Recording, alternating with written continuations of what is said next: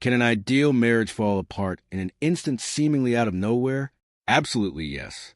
I've experienced it myself, and now I can tell you about it. Violet and I had known each other since school. We were in parallel classes and lived next door to each other. Our friendship gradually turned into love, and eventually something deeper. Of course, we were each other's first.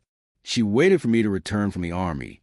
Then we went to college, and only after that did we get married. By the way, we paid for our wedding ourselves. We didn't ask our parents for anything. We lived on our own terms. Didn't plan on having kids, at least not until we hit 30 or 35. We weren't interested in diapers and baby onesies just yet. We slowly saved up for the down payment on a house. But when we applied for a mortgage, it got rejected. So we decided to put everything in my dad's name for the time being, and once we paid it off, we'd transfer into our names. And oh, how lucky I was at that moment. As time went on, our incomes grew, and we didn't rush to pay off the mortgage ahead of schedule.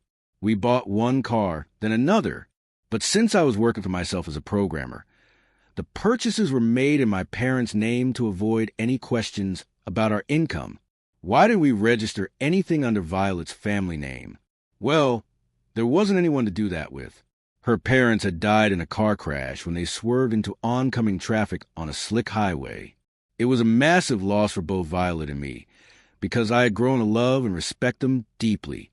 It took Violet a long time to climb out of that dark pit of grief, but slowly we found our way back to a normal rhythm. Violet and I never fought. We always resolved all things calmly. There were no petty arguments, and as I sometimes joked, it even got a little dull at times.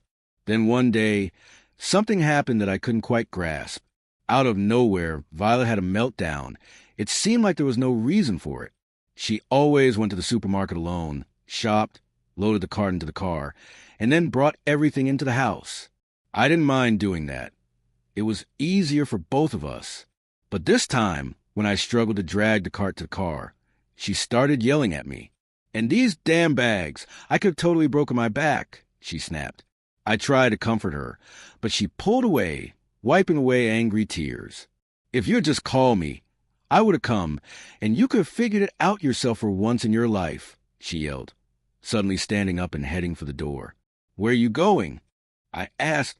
"I'm exhausted.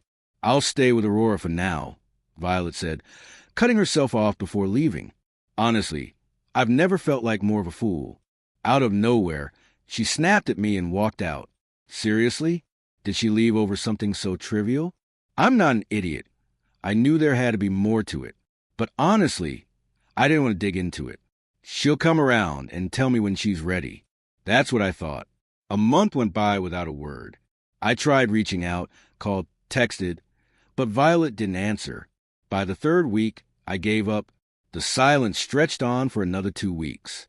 Then one day, Aurora showed up at my door, the very best friend Violet had been hiding out with for the past 6 weeks. Aide Riley. Aurora practically squeezed through the door.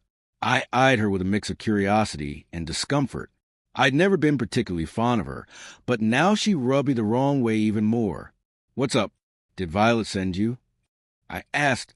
"No." Aurora pouted, clearly enjoying herself. "Let's just say I'm here on my own." She plopped down on the couch and crossed her legs provocatively. "Aurora, just tell me straight," I said, trying to keep my cool. She hesitated for a moment. Then, without warning, she moved toward me and kissed me, even trying to slide her hand down my pants. I jumped back as if I'd been burned, yelling at her to get out. "You're an idiot," she snapped. "But I tried to save your marriage," she smirked, folding her arms. "Here's the deal. After Violet got through her parents' death, she decided she needed to spice things up, boost her self-esteem. She joined a dating site, and that date ended up going a lot further than she intended. She doesn't know how it happened, but now she's disgusted with herself, and she doesn't know how to face you.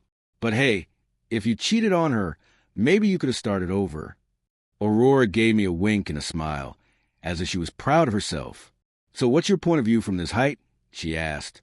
"Come on, just get out, and you can take her stuff. Tell Violet to stay the hell out of my apartment." I snapped back. But this isn't just your place. It's hers too. This is my dad's apartment. And that car she drives around on dates? Yeah, that's mine too.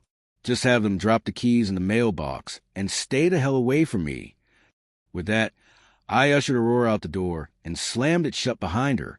At first, I felt nothing. I'd gotten so used to living without Violet that I didn't even register the absence. Sure, during the time Violet was playing the victim, there were some nagging thoughts. I always knew she wouldn't just leave like that. And now those suspicions were confirmed. For some reason, it felt easier. The divorce went quickly, especially since we had nothing of value left to share. Violet kept calling me, trying to reach me, but I didn't bother answering. I didn't want to give up the car. In the end, I had to threaten to get her arrested. Let her explain herself to the police later. That's when she finally threw the keys at me, saying a couple of nasty insults. And that was it. I never saw it coming. But that's what happened. Life didn't stop there, though.